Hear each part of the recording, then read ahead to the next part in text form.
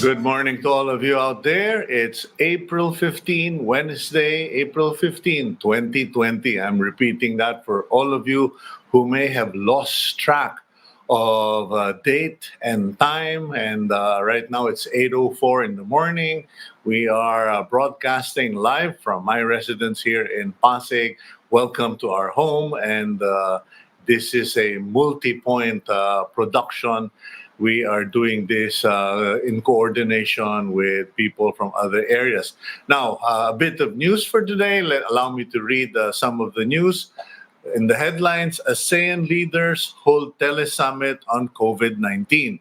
The Association of Southeast Asian Nations, or ASEAN, held a special summit through teleconferencing, through video conference, reaffirming their commitment and unity to control the spread of coronavirus 2019 or COVID-19.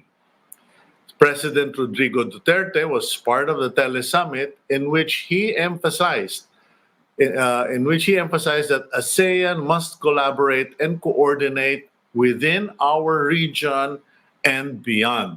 President Duterte also welcomed Thailand's proposal to form a COVID-19 ASEAN Response Fund. He also took the chance to thank Brunei and Singapore for providing assistance to the Philippines. The government is going to buy 3.3 billion virus test kits ASAP, says President Duterte.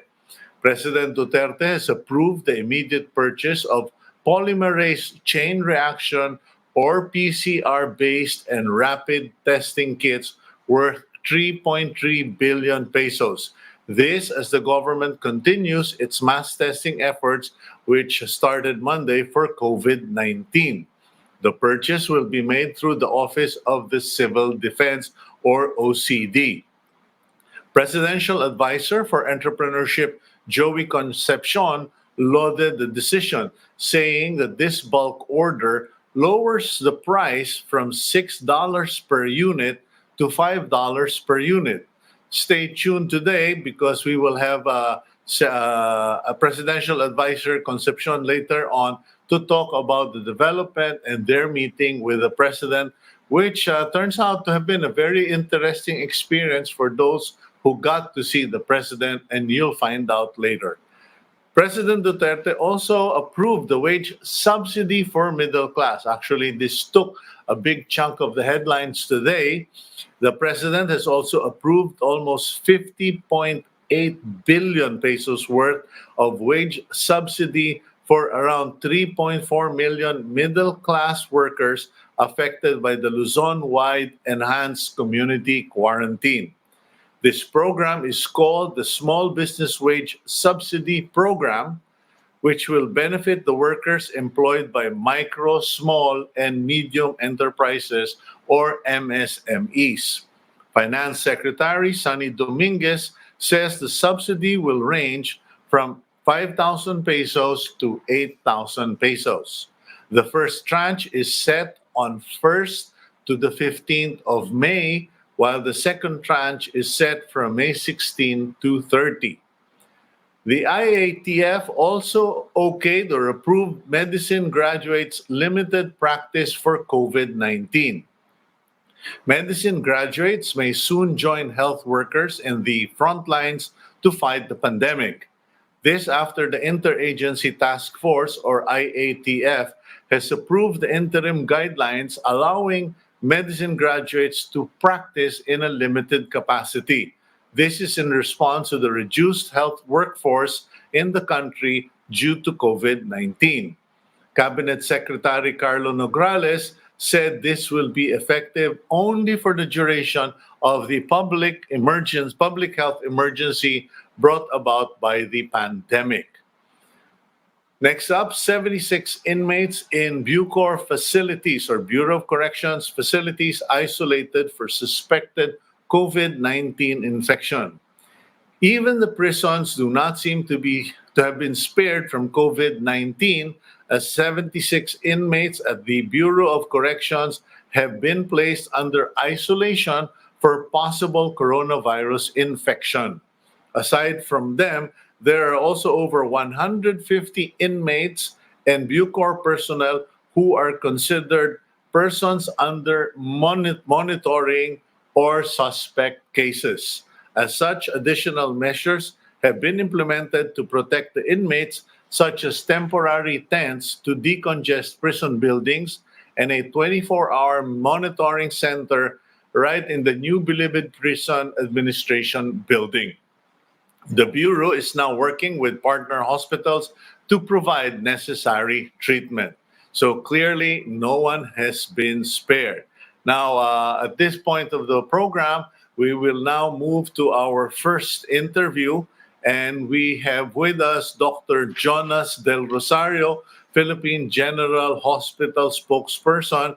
He is also a specialist in pediatric cardiology.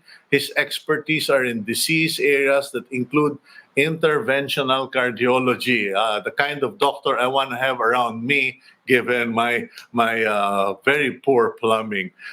Good morning, Dr. Jonas. Welcome to Agenda. Dr. Jonas, we can't seem to get your audio. Did you change any setting? There, maybe your mic is on mute. Can we try again? Okay, these are the realities of working from home for all of us. Okay, there you go. Hi, Cito, thank you for having me.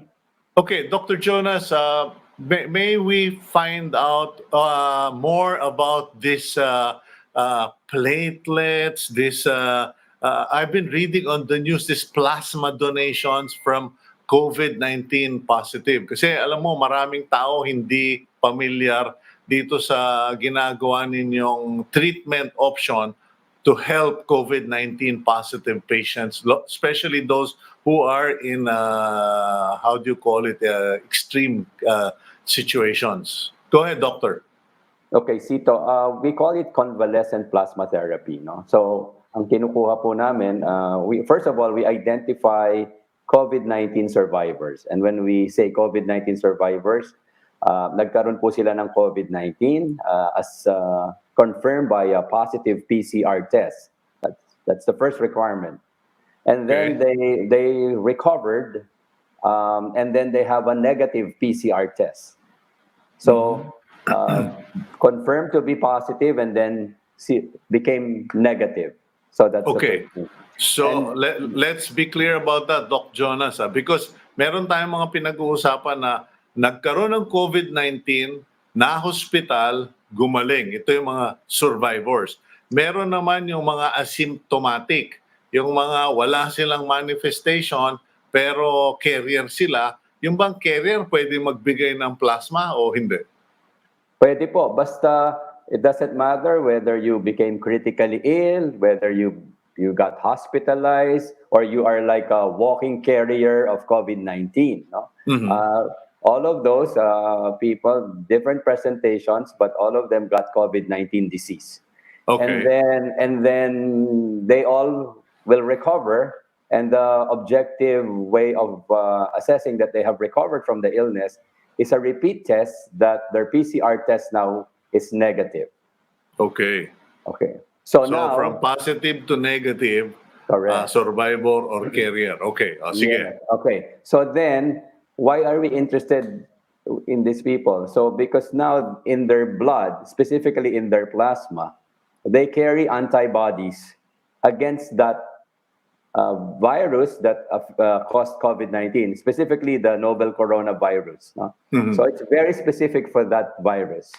So we now take advantage of that because these survivors or those who had recovered from the illness carry these antibodies, which can actually help another one who hasn't really gotten off the disease, so lumalaban pa.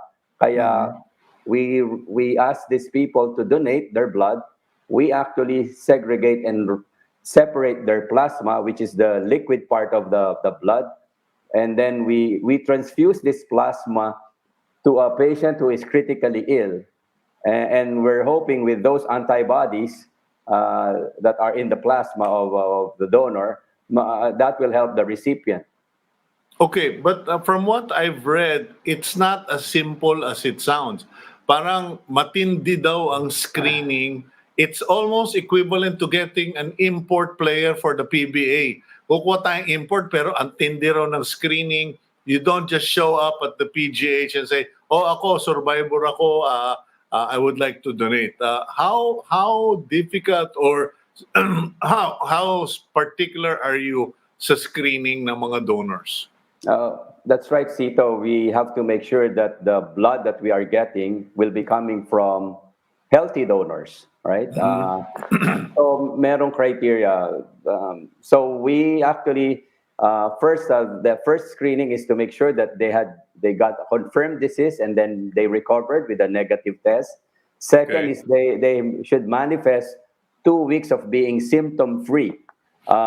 Talagang wala nang nararamdaman, malakas na sila for 2 weeks after that negative test. So after the negative test, we count and we ask the patient, how is he for 2 weeks? Dapat walang symptoms, feeling well, fully recovered as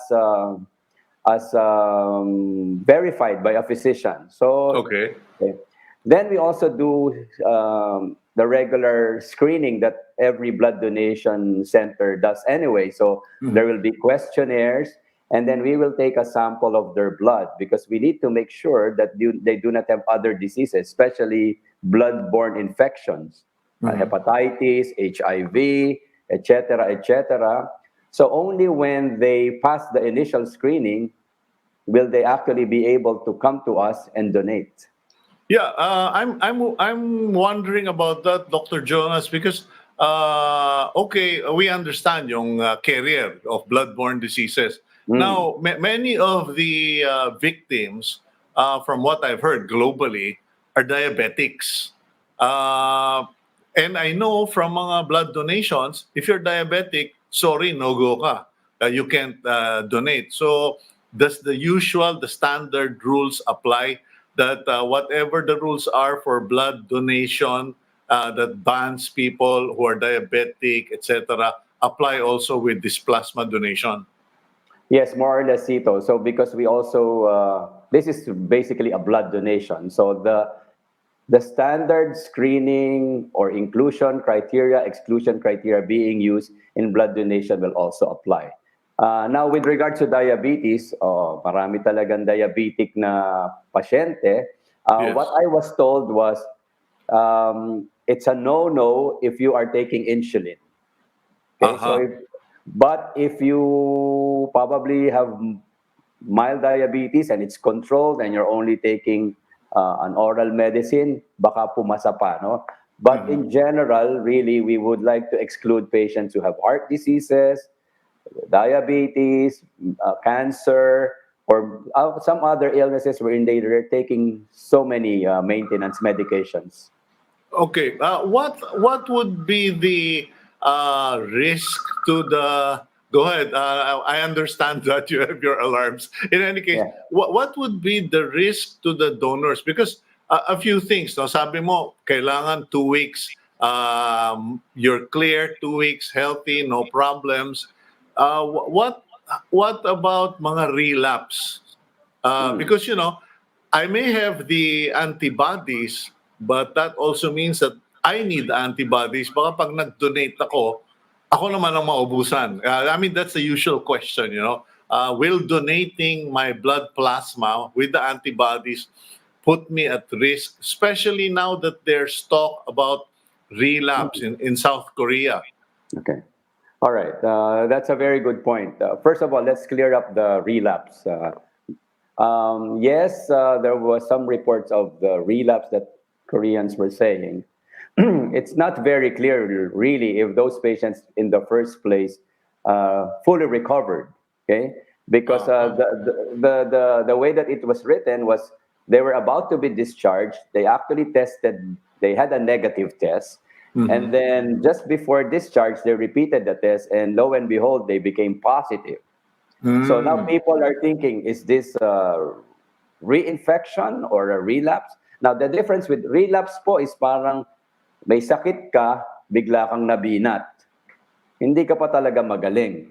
Okay? Yung, Oh. yung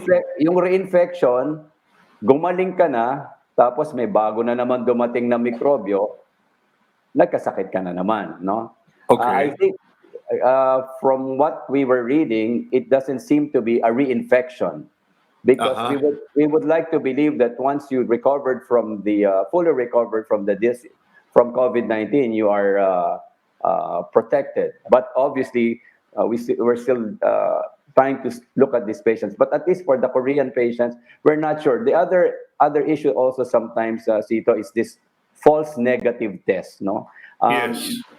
because I just realized na it also depends on how the sample was taken. No, it's a nasopharyngeal or oropharyngeal swab. Some Okay. may ipapasok na swab stick sa ilong mo, dapat nasa Oh. umabot dun sa likod ng talagang dapat masaktan ka no. Uh-huh. But sometimes siguro sa pag-iingat o hindi masyadong magaling yung kumukuha, they do not get the proper specimen. And Mhm. so when that is run in the lab, it will yield negative results because they were not able to get enough of the specimen or the right specimen. So Oh, here you are thinking that you have a negative test, and then a repeat will yield a positive. So that negative might be a false negative. And that's the reason why I tell you that we're not only into the test of being negative, but we also would like to examine the patient, making sure that they are symptom free. On our examination, on our evaluation, they are fully recovered. So that's something we really need to be sure that we are sending a donor who is really who has survived or has fully recovered from COVID-19. so our presumption now, or our, I don't want to call it our hunch, basically, but medyo our presumption is that if you've survived, you're bulletproof as far as coronavirus is concerned. That's what we wanted to believe. Sana totoo, no? Oh, But there's still, this is a young disease. People are still looking into it. yeah. And the more survivors that we have, eventually we will find out if recovering from it offers a lifelong immunity, just like when you have a chicken pox, you only will get chicken pox once in your life.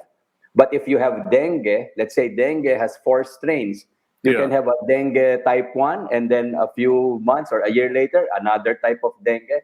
So, what I was told by a specialist who is into analyzing the DNA of this virus, they are seeing some variation in the strain. No, Yeah. just like just like influenza. Every year you get a flu shot, Hmm. and you wonder how come every year I have to get a flu shot. The reason is because every year matalino yung virus they have this they call it the genetic drift. They try Uh-huh. to reinvent themselves so that they can reinfect and reinvade a host that cannot be identified by your existing soldiers, no? Hmm. Kumbaga sa gera, nagpapalit ng strategy yung kalaban, akala mo ready ka na dahil na-meet mo na sila noon, biglang magpapalit ng kulay, iba na Yeah. naman. So we're not yet sure about the coronavirus if that will be the case, no?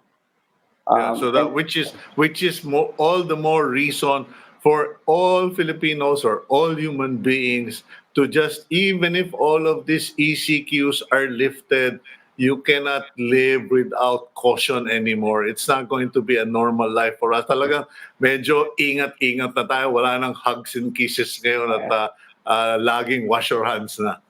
yun na nga, there will be a new order, Sito.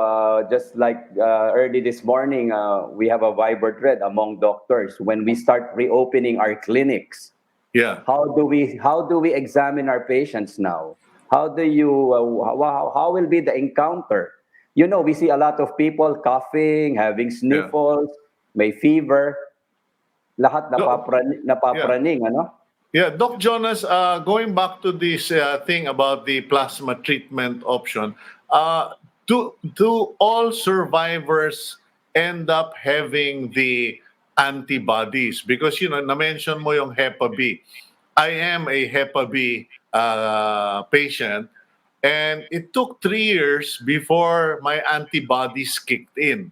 Because 3 years before that, hindi ako makakuha medical insurance, Mhm. and kakadasal ng mga kaibigan ko, I was able to develop the antibodies. With COVID-19, Is it either you have the antibodies or you don't, or you will definitely have the antibodies once you survive? I think you will definitely have the antibodies. The question is the amount of antibodies that you have. From what we understand, if you have a mild disease, it will take a while for you to build up antibodies to a level that is really that high, you know? Versus Mhm. someone who really had the disease quite bad, who had a moderate to severe illness, they say that their antibodies, once they recovered, will be much higher than someone who is just like what you said, an asymptomatic carrier. So Mhm. what will happen, Cito, is there is a blood test that can actually measure the level of antibodies that you have. Unfortunately, as we speak, we do not have that now. But we are working on that para bang may titer siya, para okay, itong taong ito merong 1,000 units of antibodies. Ito naman ay 2,000. So eventually, we will have a threshold on who really will be the good donors. But at this time, since we're using this under compassionate use, people are dying critically ill. We just hope that the donors that we get have enough antibodies to help someone who is critically ill. Okay.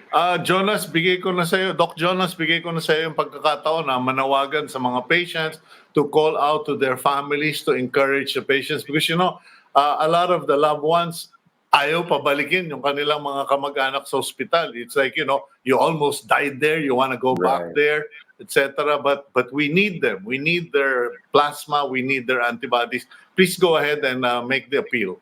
Okay, sa lahat po ng mga kababayan natin na nagkaroon ng COVID-19 disease at naka-survive, meron po yung dugo nyo na antibodies from your plasma na makakatulong po sa ating mga kababayan.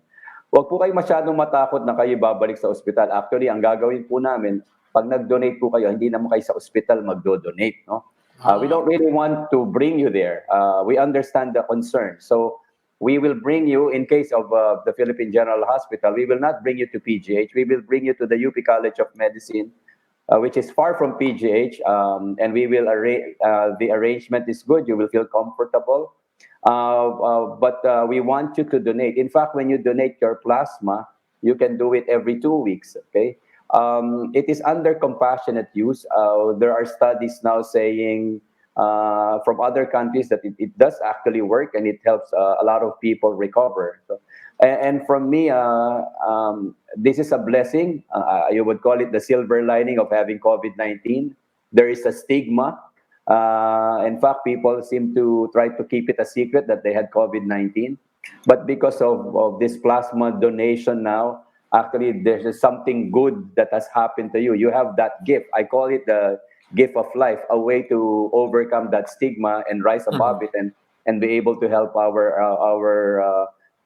kababayan. They're really suffering from the illness. Okay, so that's good. You cleared that up, Doc Jonas Del Rosario, that they don't have to go to the PGH hospital center, but to a different wing of PGH. Safe sila. And we thank you for your time, Doc Jonas. Marami kaming natutunan sa inyo. And please stay safe, stay healthy, and stay strong. We really appreciate all of you being out there, and we pray that the Almighty God will protect you, protect your associates, protect your staff at PGH. God bless all of you, sir. Thank you, Cito, and good morning to all. Okay, and that's Doc Jonas Del Rosario of the PGH, and we are appealing to all of you who are COVID-19 survivors. Please donate your plasma because you were the victim last week, last month. Now, you can be the lifesaver. Kumbaga, yan na ang ganti mo kay COVID-19. Balikan natin ang COVID-19 at gantihan natin with our antibodies. Now, another person who has consistently been in the front line worrying about our kababayans, about their businesses, about their jobs, and about the economy is presidential advisor to the on Entrepreneurship Joey Concepcion.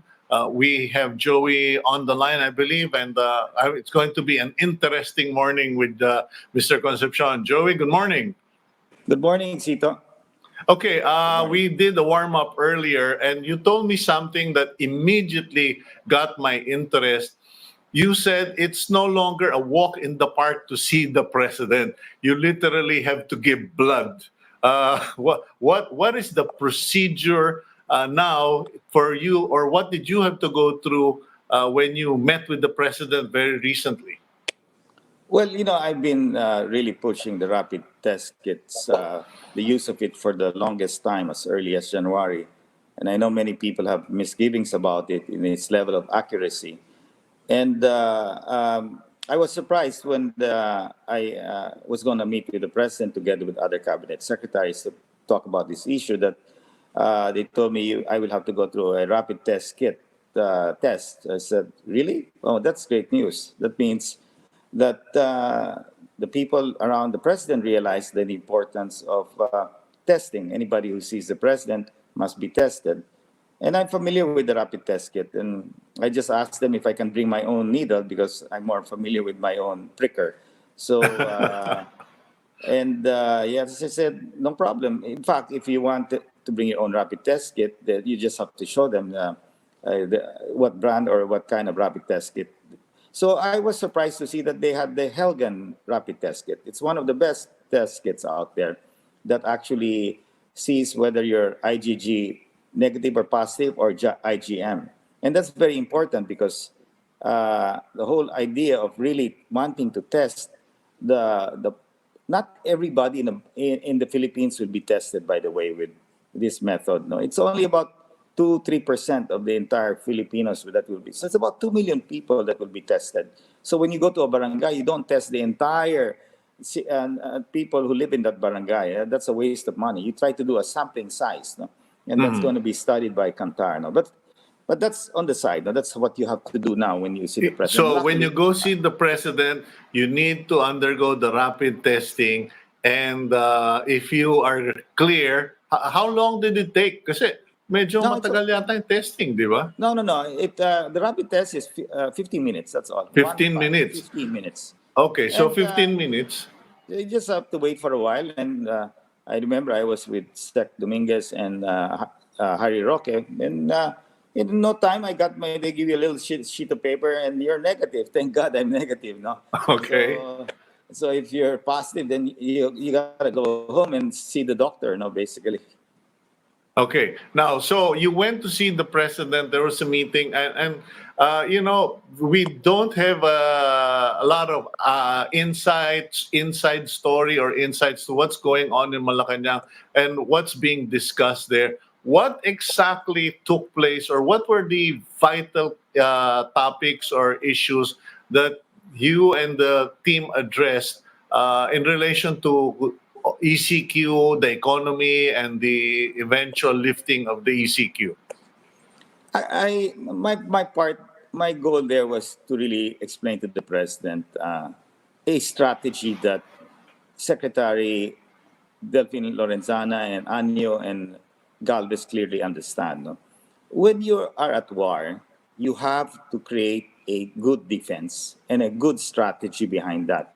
So the first thing I told the president, which was my opening statement, many people are saying, what is more important today? Is it really life or is it money? No? And that's a statement that I think Ramon Ang answered in one of the TV shows. And of course, he chose life. And everybody will definitely choose life. That is the most important. But in our situation, money is also important. Money resembles the economy. No? So when they say choose life or economy, of course you will choose life. But in the end, money that represents the economy, you will need it also because without people having a salary to pay for their food, their medicines, that's going to be very difficult. I mean, especially our poor people need money to exist, to be able to have a decent life. I mean, social amelioration cannot be a forever thing. The government cannot just keep giving 5,000, 10,000 pesos to every Filipino out there. And that's not the norm. No, we can do it for a while, but at the end of the day, we will definitely run out. In the end, natural course of running the economy has to happen because even our small entrepreneurs are severely challenged today. We're basically 4 weeks onto the lockdown already, and now we're Yes. entering the second reset. So we have had two resets. I've explained that 14 days is one reset. In 14 days, you will definitely know if you're sick or not. That's a fact. That's scientifically proven. That's all over the world. Now we have entered the second reset and are finished with it. Now we're entering the third reset. This is what I call extension, just to be sure everything is fine. So to me, it is almost impossible that a person will not determine whether he's sick or not within 30 days. You are definitely going to either be alive, be very sick, or be at home. So that is how my premise is. And I told the president that the choice really is no choice in the sense that money is important for our people to continue living. Now, what is the basic strategy behind this? We recommended five uh, important points, but the most important are two. Basically, we need to shift from a Luzon-wide lockdown into what I call a selective quarantine at the barangay level. Why, why choose the barangay? When you go to war, in war, what do you defend? You don't defend right away the whole country. You focus on the communities around you that are the first ones to get hit. Because the communities form part of the city, and the city or municipality form part of the province, and the province form part of Luzon, and Luzon forms part of the entire Philippine country. So you are essentially saying, let's find out where the enemy is, where the actual COVID-19 cases are, and concentrate on those, and not do a net, not cast a net all over Luzon. Lift the net, focus on the areas where the enemy is. Joey? Okay, I think we had a little problem because there's always the signal problem over on that side of town. In any case, just to review or to rewind some of the things that have been discussed. Yes, Okay, there we go, there we go. So, Joey, you're pointing out that we focus on areas where the enemy is, where the virus is, and not spread our resources all over Luzon. correct. So you start with the communities because that is the first to be infected, no? And Mm. you look for the virus in that area, and you either lock down the entire barangay, depending on the density of the barangay. But if the density is very little, then you can lock down the house or the street, right? So that's the intention, and I Which think is what that's what Quezon City is doing. They correct, have correct. identified high risk. They call them hot zones. Correct. So in the case of Quezon City, I don't know if they already locked down the city itself. No, I think they did. So I think Rizal now is locked down. The entire province of Rizal is locked down. But what we have to go is a process. Let's not jump straight to the province and lock down the entire province. We should focus on the barangays that are infected and lock those barangays down. Not if 10 barangays are infected, why lock down the entire city? No? Yeah. Now, that's where the IATF has to define when do you lock down the municipality or city, and when do you lock down the province? No, so that's I think they have to set those guidelines, and the IATF is quite amenable to looking at this program because it gives you more focus. Now, to 25,000 barangays in Luzon, the challenge really is some people feel that the barangay captains are not capable of doing it. I beg to disagree. I think given the proper guidelines and together with the mayor and the governor, of course, they can really try to focus on the barangays. I'm not saying you don't lock down the city. You lock down the municipality or city, or if the spread is really in maybe so many barangays, then you have to lock down already because it's moving from barangay to barangay to barangay. No? So you have to do Okay. that, Yes. and then you move on. and you lock down the province when it's really all over the different cities. No? So that is the process that we're recommending. Well, that makes a lot of sense from how I, because when you first talked about it, it sounded kind of off. But now that you've explained this concept of a targeted approach, targeted containment, it also tells us that we would have more resources to throw at particular targets rather than spread everyone all over the country and get everyone just totally exhausted financially and physically.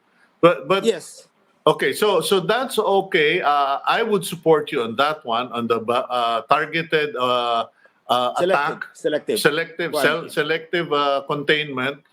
Now, what else did you discuss with the president? So, did the president do the right thing when we went on lockdown? First, he did the best thing, that he did lockdown Luzon immediately at the right time. Had he waited Yes. longer, we would have been in complete disaster. So we have to give credit to the president for really being street smart and implementing that lockdown immediately. Number two, he did the right thing of locking down Luzon, because at that time you didn't know where the enemy was. So Hmm. you can't do selective lockdown without proper screening. So that I go to the next thing. Now, by the way, the reason why we're asking them to remove to go selective is because we want e-commerce to start to be active, and the removal of checkpoints are important. You just put the checkpoints in the areas that you are going to quarantine, no? Whether it's a barangay or barangays or municipality, and so that's where you now focus your military and police. No, now the next important thing was mass screening. What are we talking about mass screening here? I think one of the previous person that talked about was antibodies. No, Yeah. they're trying to harvest antibodies. Now, this is the game changer. Why are people criticizing the rapid test kits? We actually are launching Project ARC. Project ARC is antibodies rapid test kits. No, that. So what are we looking for? We are looking for people who have antibodies. And why would they have antibodies? Basically, they would have had the disease already and just didn't know. I had a close friend who his family felt bad for maybe a couple of days, and they were fine. And then he Yeah. was worried that he had something like the symptom, but he said it was 2 weeks. So he asked from me if I can help source some rapid test kits, and I did, and I sent it to him. And they were all IgG positive. What does IgG positive mean? That means you have now the antibodies, and that means you must have been infected some time ago. And that is what we want to find out there in the different barangays. And we will try, first, the companies that are joining us, but almost everyone in the private sector has joined Project ARC. And the Joey, objective is, go Joey, I ahead. hope, sorry for interrupting you, but your friend, he wasn't down, he wasn't sick, he didn't need hospitalization. He was basically a zombie, as we refer to them. No, he was at home, the usual feeling of tiredness and all of that. I believe he took some medicines, I mean, the family, and Yeah. they were fine. You know, there are actually many cases like that you don't Okay. know.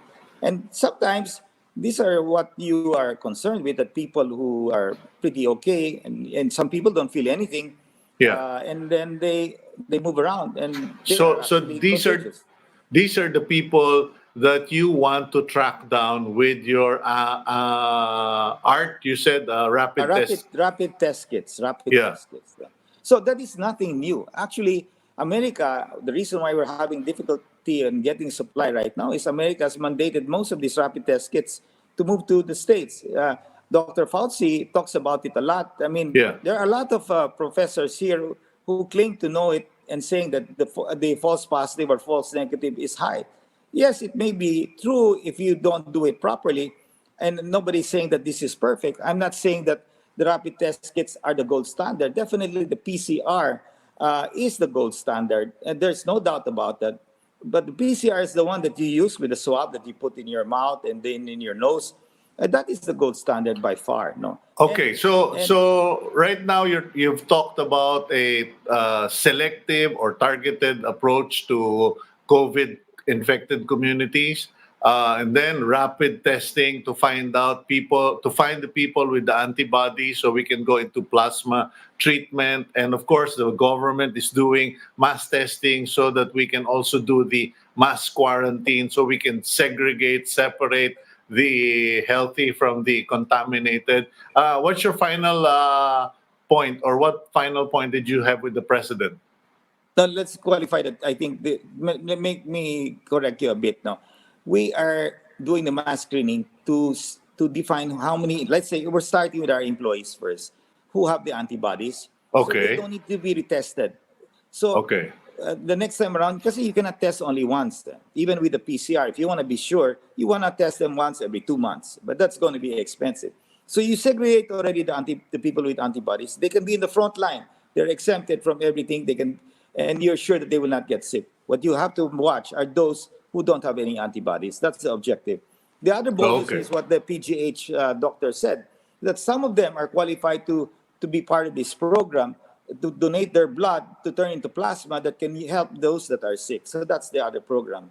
So the other things that we asked the president to, which are number 3, number 4, number 5, is basically to allow all manufacturing that have a demand. And the reason being that is that we know that power consumption has gone down by 40%. So it means manufacturing technically is down also by 40%.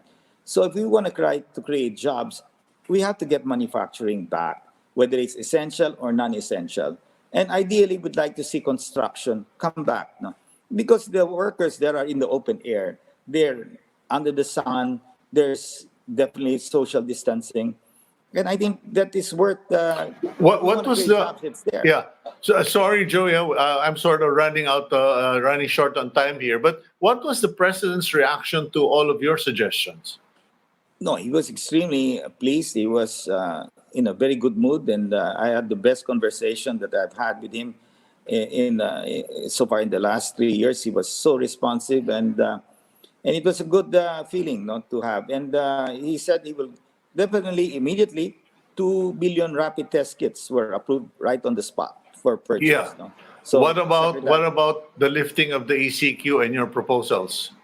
Of course, that will have to go to the IATF, and he said he will get back to me. And I am in touch anyway with a lot of members of the cabinet in the IATF. We've been discussing this for quite some time. And I think the idea is to move from an enhanced to something that's moderate. No? And believe me, Sito, I'm not after removing this whole system. For as long as the virus is there, we will have to have a defense. You cannot remove your quarantine until a virus is, I mean, the medicine for the virus is discovered. Where it's enhanced, moderate, you have to have something. Or Okay. minimal, you have to have something. I guess that sums it up, Joey. And thank you very much for giving us at least an update on many fronts. And I think of great value in our talk this morning is the fact that you mentioned how protected the president is through this screening, and that the president is in good health, in good spirits, and that solutions are on the ground, on the table. And we thank you for your time this morning, Joey. Thank you, Sito.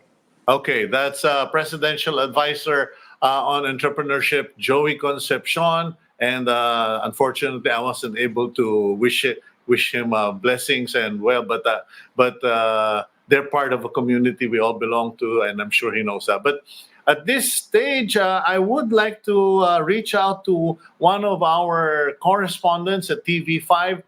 He is a regular contributor, resource person of Agenda.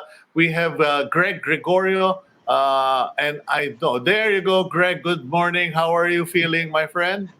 Good morning, Cito. We're feeling good, and later we'll be roaming around the city to know how the local government is implementing their localized targeted mass testing. In particular, we're going to visit Valenzuela City, who started their mass testing in Saturday. Cito? Okay, so I have to ask you on that because the audio was a bit echoey. It's echoing, but you said Valenzuela City did their mass testing last Saturday. Yes, Sito, they have started to implement their localized targeted mass testing last Saturday. They said that they are in partnership with the medical city to perform their testing. It is unlike the other LGU, which is Marikina, who tried to build their own COVID-19 testing laboratory. With Valenzuela City, they have partnered with a DOH certified laboratory to perform this highly technical testing for the COVID-19. Sito? Okay, so there's a tie-up between Valenzuela and Marikina. From Marikina City, I understand, is on its second attempt to open up their own laboratory facility, but for some strange reason, the approvals, the clearances are taking forever. Do you have any updates on that, Greg? Yes, Sito, according to the Department of Health yesterday during their virtual presser, the Marikina's testing laboratory is in stage 3, meaning their personnel who will handle this laboratory would have to undergo training. This is a biosafety training for the performance of this highly technical procedure in doing COVID-19 testing. Yesterday, when we visited the COVID-19 testing center of Marikina, we saw that this is a standalone COVID-19 testing center as compared to their previous laboratory, which they built at the sixth floor of their Marikina City Health Office. If you remember, yung unang testing lab na binuo ng Marikina was not given a go signal by the DOH because of biosafety issues. Now this one, wala pa rin siyang go signal from the DOH kasi sabi nga ni Yusek Vergere kahapon, nasa stage 3 pa lang itong proseso para sa bagong testing center ng Marikina, while we have stage 5 kasi before they will be given the authority to perform an independent COVID-19 testing. Okay, stage 3 is biohazard management competency, how to function in a biohazard facility. Stage 1, if I'm not mistaken, is approval of the site and structure. What is stage 2? Actually, see, to stage 1 is yung mga Marikina, for example, this Marikina LGU, they will be given an assessment form, a self-assessment form where they can check if their facility is good, is compliant with the protocol. Stage 2 would be the visiting chance for the Department of Health, for the personnel of DOH and RITM to check whether or not this self-assessment done by the LGU is indeed correct or compliant to their protocol for biosafety hazards. Now, if they pass stage two, stage 3, they would have to train their personnel who will perform this biosafety procedures. Greg, you get around places there, you know people there. I know Marcy, Mayor Marcy is a very competent executive, and I don't think he's just going to get a bunch of nurses to run a biohazard facility. I mean, have you met the people that Mayor Marcy is planning or has delegated or assigned to this facility? Because parang hindi ba, from what I know, they're assigning actual doctors, experienced physicians, and lab technicians to manage that facility. So parang isn't this requirement, this stage 3 requirement, more of a protocol, or is it really a highly specialized, highly technical requirement? See, to this stage 3 is really part of the process para daw masigurado na yung mag-handle ng virus extraction from the specimen talagang hindi makakalat o makakaapekto sa mga komunidad sa labas ng testing center. Now with the personnel na hahawak dito sa Marikina COVID-19 Testing Center, unfortunately, hindi pa natin sila nami-meet. Pero as you have said, Mayor Marcy Teodoro is very confident in saying that yung kanilang pathologist na mag-handle dito sa COVID-19 center is not just a typical pathologist. Sabi ni Mayor Marcy, nag-train ito sa Germany na meron ding COVID-19 experience, and pati daw yung iba pang mga tao na mag-handle dun sa kanilang testing center ay may COVID-19 experience. Now, ang problema, ayon sa Department of Health, ang closest o ang earliest schedule for a training is on Monday pa. So, ang suggestion na lang ng DOH sa Marikina mag-enroll daw sa online training course itong mga tao ng Marikina Testing Center na pinoprovide ng UP. With this, they could prepare themselves for a practical exam starting on Monday. Oh, okay. I will withhold my commentary because I understand the Food and Drug Administration and the DOH are also bound and tied to these steps, these processes, and at the end of the day, biohazard is biohazard. But the president already, effectively overruled the concerns of the DOH regarding the qualification or testing of rapid testing kits, and sinabi ng ibili na yan, hindi na ako maghihintay, go ahead and buy I think 3.3 billion bucks worth of rapid testing kits. Now, Mayor Marcy Tolentino is quoted as saying, we're running the program, we're opening the laboratory, we are not waiting because people are dying. And from what I understand, they've had quite a number of deaths in Marikina already. What is the current statistics of confirmed cases, deaths, and recoveries in Marikina?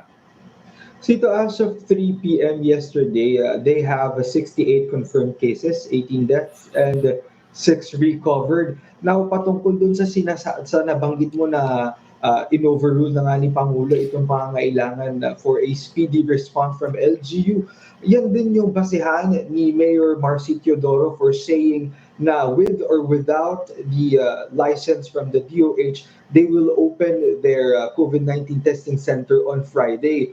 Although on Friday, what is scheduled is the calibration of their PCR machines, and they target to start testing by weekend, either Saturday or Sunday. Pero yung ini-invoke ni Mayor Teodoro na sinasabi niya sa panahon ito na meron tayong kinakaharap na public health emergency, mukhang hindi naman kailangan or not unnecessary na yung pagkakaroon nitong mga tedious process for license to operate, kasi kailangan daw talaga ng mga constituent niya na magkaroon sila ng mass testing for them to identify immediately kung sino yung positive with the virus para mabigyan ng nauukol na the supportive treatment on the way to recovery. Right now, how is Marikina doing its mass testing program? Naumpisahan na ba nila? I know naumpisahan na nila, but are they doing it through the RITM, through PGH? And what will be the game changer? How will this laboratory be a game changer for Marikina? Ninenervyos na ba kasi ang mga tiga Marikina na hindi pa sila natetest? Yes, Cito, according to Mayor Teodoro, at the moment, they are sending specimens to RITM and Lung Center of the Philippines, among other laboratories. But the problem is, with RITM, their specimen is being pending for a 5 days timeline before the results is released because of the backlog and the mahabang pila sa RITM. Now, with this COVID-19 testing center of Marikina, they target to process a specimen for an ideal timeline of 48 to 72 hours. That is very much speedy compared to 5 days timeline ng RITM. Pero basically half the time. Yes, that is faster for them to identify their positive cases. Okay, how much money was invested in this? Because I would imagine kung mag-click yan, yung ginagawa ni Mayor Teodoro na yan, if it works and it really fast tracks testing, I'm sure practically every LGU in the country will want to put up their own laboratory. Do you have any idea, any figures? I mean, I don't expect you to know all the details, but baka natsambahan mo lang, my friend. Chito, unfortunately, I can barely remember how much, but this is a big money for them to build this testing center. But from what I know, they have invested for their 7,000 testing kits. Yung 2,000, they have procured this from a foreign manufacturer.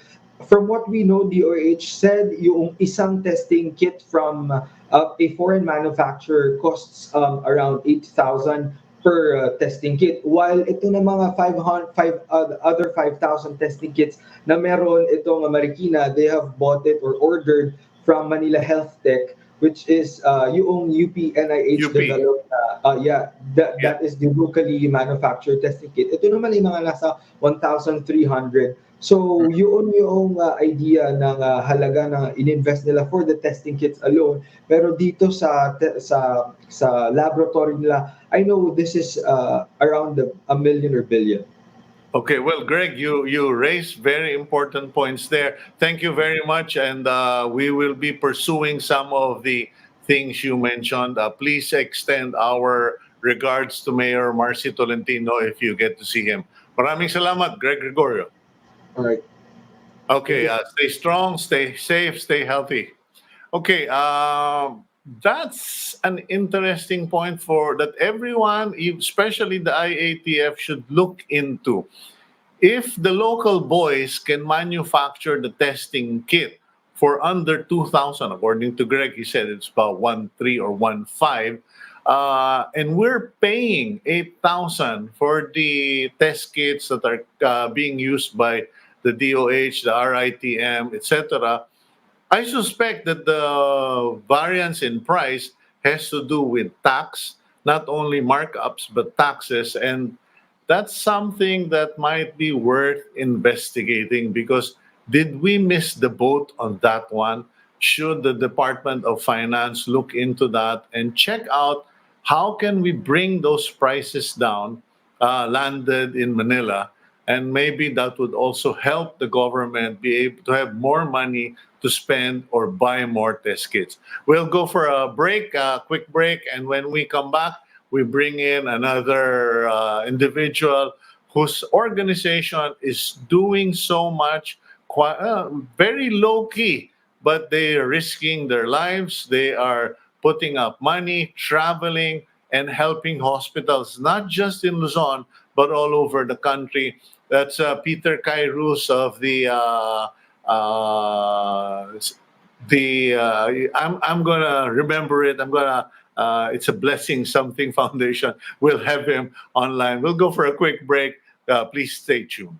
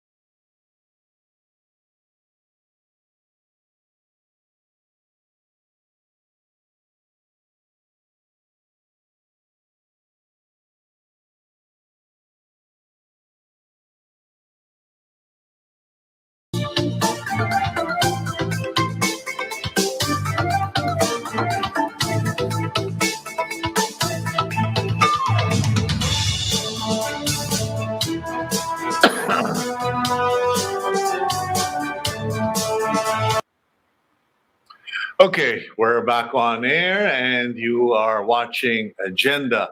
I've just been informed by my executive producer that I absent mindedly referred to the mayor of Marikina as Marcy Tolentino.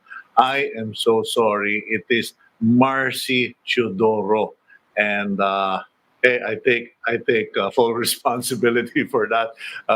That is part of the system of working from home. No excuses, but when you've got something like six different piles of paper in front of you and trying to figure out and trying to communicate on the cell phone. And I'm telling you this so that our viewers can understand how we are working.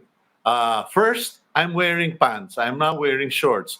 No, I'm not wearing shoes. Okay, but I am communicating with my executive producer using my iPhone, and that's how we're doing stuff. Okay, so in any case, let's get on with the program. Our next guest or resource person online is a gentleman who I have known for years. He is a brother to me, a brother in the Lord, and he has been in the forefront of promoting the word, the gospel, Christianity in the Philippines. And more than that, they have really been in the forefront helping hospitals, like I said earlier. We have on board Peter Kairos. He is the president and CEO of the nonprofit corporation Christian Broadcasting Network Asia, or simply CBN Asia. He also serves as the network's flagship program, uh, 700 Club Asia host. And there we go. Peter, good morning to you, bro. Hey, good morning, Cito. How are you? What an interesting morning. Just listening to Agenda from the doc Jonas to Joey Concepcion and then Greg. Just learned so many things in such a short time. Well, I'm glad that you had that experience because that is our work here. Our job as broadcasters is to give the information to people, and you and your for your part have done it. Not only you've not only been sharing the word of the Lord, encouraging people to turn to God, especially now. But I've been watching your operation, the Operation Blessing, and I have to apologize. I love you, bro, but I always think of Samir Kairos and not Peter Kairos. Samir was your father, right? Yeah, my father is Alfredo. Oh, okay. Pioneers in the bicycle Yes. industry in the 60s and 70s. Yeah. Yeah, there's either it was a Kairos or a Patria, but in any case, Yes. Yes. Peter, aside from being the face of 700 Club, CBN Asia, your group has been very busy with Operation Blessing. Now, I just have to ask, how do you do it? Because you've been sending medical equipment, medical supplies to hospitals all over the Philippines and not just in Luzon. How do you do this thing? Well, in fact, we started this even before the start of the enhanced community what lockdown. But we've partnered like out. We've already helped around hospitals and distributed around 2,400 sets of PPEs. PPEs are the complete protective protection equipment that composed of disposable lab gowns, the head cover, the goggles, the shoe cover, the gloves, the mask, alcohol, soap, vitamin C, complete yan as different from just the protective kits which contain the alcohol, iba naman to. So what we do is we go all over the country and we go outside of Luzon, like we were in Davao, uh, the Philippine Air Force, and it's by the just our donors that we can do this. And yung mga PPEs tinatapon yun, yung gown tinatapon after one use. So there's a constant need for PPEs even until today. Yes. Oh, okay, now, are you experiencing donor fatigue? Because I know so many Filipinos who are climbing the walls, feeling so frustrated, so defeated because they can't join the battle.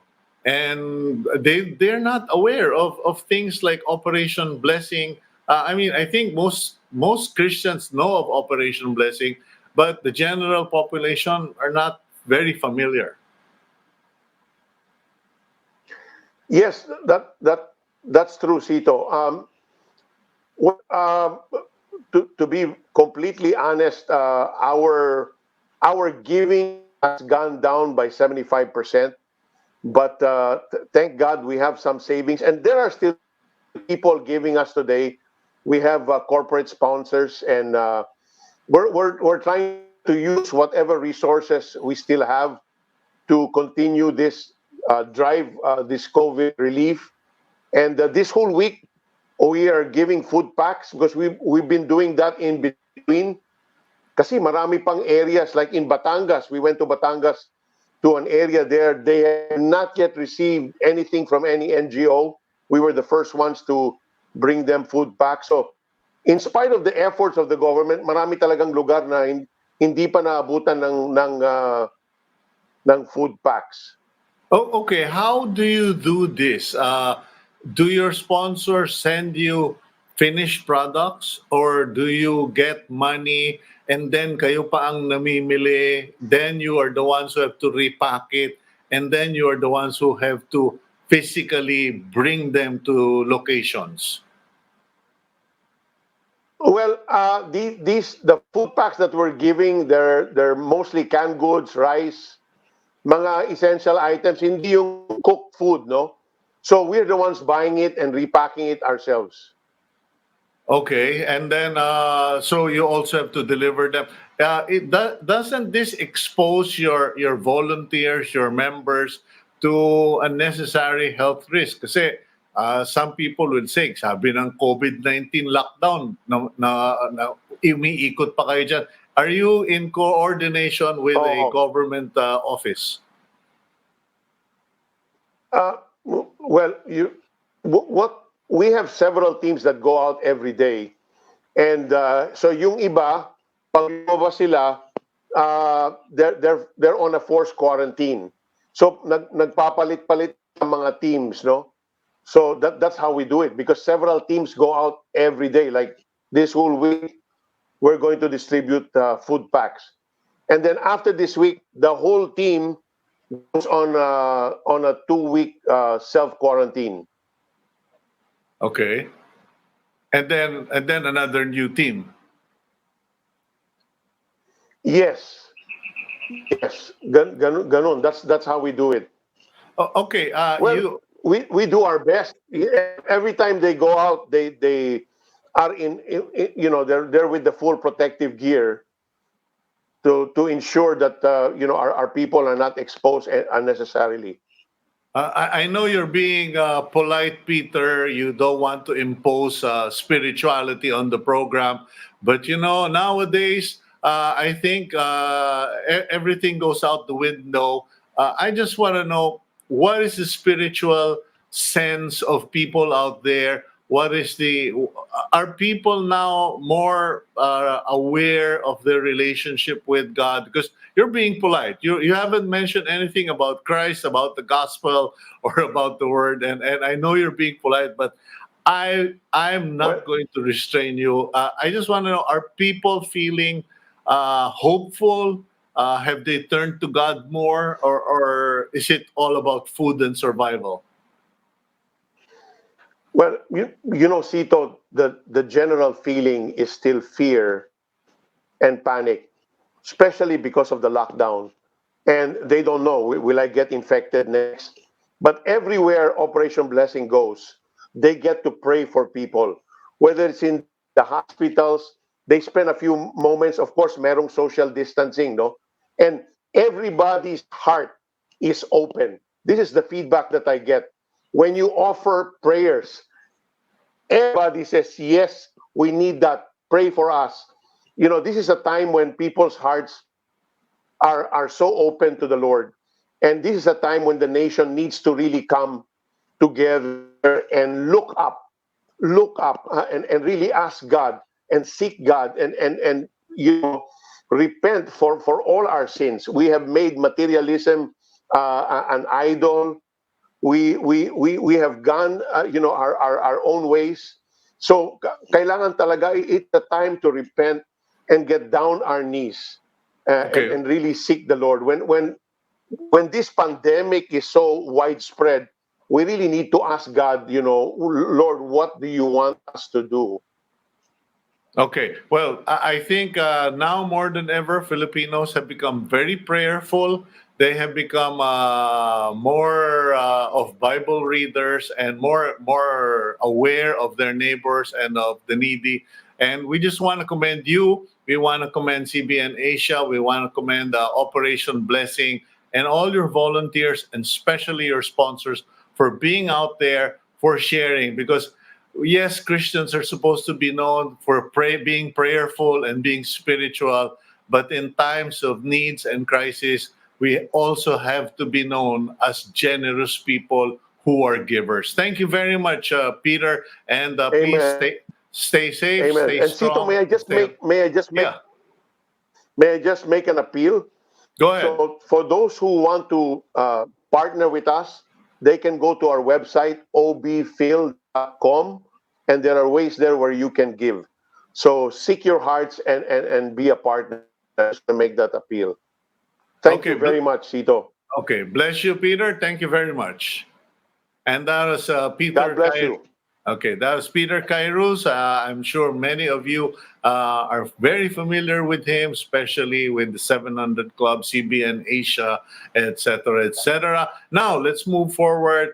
Another individual who I I think he's a survivor, if I'm not mistaken. And he found himself in a very unique situation. He's actually a musical composer, and he landed in the hospital, and he ended up being serenaded by the very people who healed him. Let's call in award-winning composer Arnel del Pano, who composed the song Lead Me Lord. Sir Arnel, magandang umaga sa'yo. Magandang umaga, Cito. I don't know if it's just the lighting or talagang relax na relax ka. Are you still recovering, or are you blissfully thankful for having been a survivor? Actually, I just got word on my second swab last night. So, in-encourage pa ako ng aking doctor to take my second 14-day self-quarantine. So, I'm finishing my first. Mhm. Uh, Kumbaga, day 13 ako ng quarantine ko. And I'm facing another 14 days self-quarantine.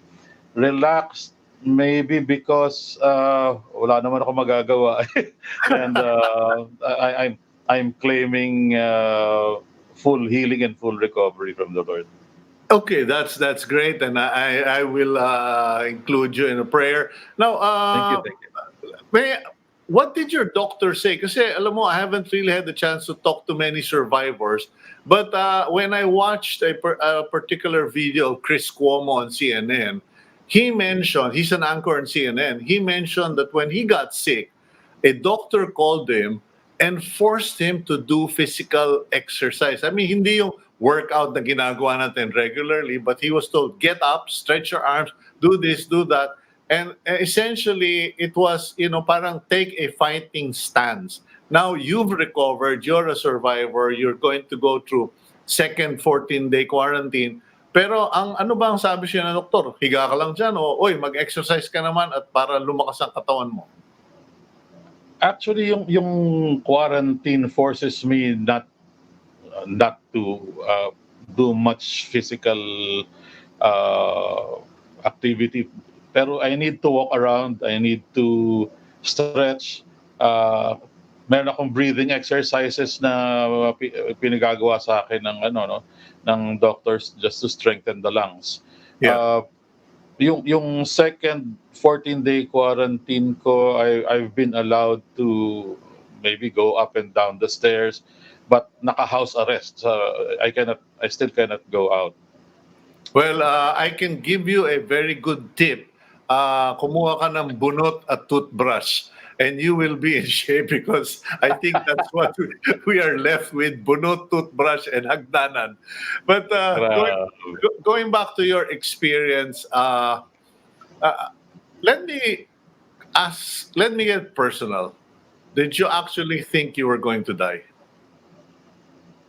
Uh, I was admitted about March 19, and I wasn't admitted as a COVID patient.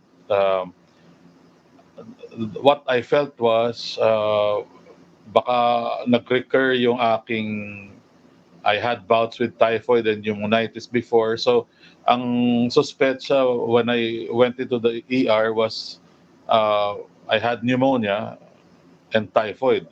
Yeah. Uh, when the doctors did their tests on me, I think nakita nila do sa sa lungs ko, it was consistent yung appearance consistent with COVID patients. So even without my first swab, even without the results of that first swab, they let me undergo the COVID protocol na, and that may have saved my life. Yung wisdom ng doctors to uh, put me under COVID protocols.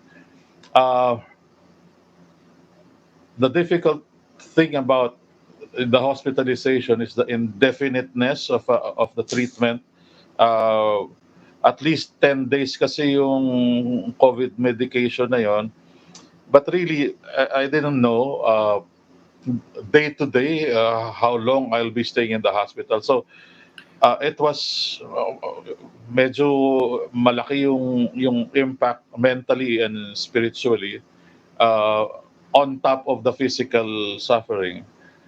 But very, very clear sa akin that a lot of people were praying for me, and may impression sa akin ang Panginoon that my mission still is not finished. And I never felt that pinabayaan ako ng Panginoon, and wala akong option to give up. So, yun din yung gusto ng mga doctors, for you to fight, for the patient himself to fight. Okay. Not to lose hope, not to lose the will to live. Kasi kailangan nila yun. They get affected when they lose patients. And most of the patients that they have lost just lost the will to fight, the will to live. Kasi sila, the frontliners, will not give up on you. They will do everything they can uh, to keep you alive and to put you on the road to recovery. So, uh, wala. I did not feel at any time that I was not gonna make it. Okay, well, you've said something very important about the will to fight because that's something that I have not heard in other interviews or in other programs, that it is a critical aspect of survival, that you don't lose the will to fight, and that many of those who passed away, according to the physicians, were people who simply lost their will to fight. Now, Because the fight is difficult. It's not easy. Physically, it's not easy to take a toll on you, lalo na if your condition is not improving, and if it deteriorates to a certain point na physically talaga it's really difficult to bear. But more than that, uh, dahil mahirap physically, patients just give up. Uh, what they don't realize is that the frontliners, our doctors, the staff, are really fighting with us, trying to make us well. They will do everything they can to keep us alive. So dapat ikaw rin as a sufferer, you have to fight because nobody can they cannot impose that on you, and you can only do that by yourself. okay, last question, Arnel. I don't want to take up more time from you, but how did it feel when the people who took care of you serenaded you with the song you composed, Lead Me Lord? Medyo parang iba yung dating nung madinig mo yung kanta na yun, I'm sure. How did you feel? Okay. Um, that was one of the special moments of my life, my second life, if you will, to be sent off by my angels in the hospital with a song that I wrote. I think naging familiar sa kanila yung song with the help of the version ng the viral video of the UP medical practitioners who sang my song, Yeah. and then parang as a inspiration to the other frontliners. And then my wife told them that, oh, your patient is the one who wrote it, and they were thrilled na, uy, pasyente pala natin yung composer ng Lead Me Lord. And I don't know how they came to the decision among themselves to sing for me on the day of my discharge. But as you can see dun sa, I don't know if you've seen The the video. video of it, but Yeah. I was worshiping with them. I was really blessed by the gesture, and afterwards, I could only pray for them for covering, for protection, while they did their jobs. Sila yung naka-expose, sila yung araw-araw have to deal with uh, the sickness and the cure. And I just pray that the Lord will give them a double covering of His protection para hindi sila mahawa. Okay. And then I broke down. I Okay. broke down. Well, thank I you really very cried. much, Arnel, for sharing those insights. Excuse me, and I'm sure you're going to be celebrating a wonderful second life with the leading of the Lord.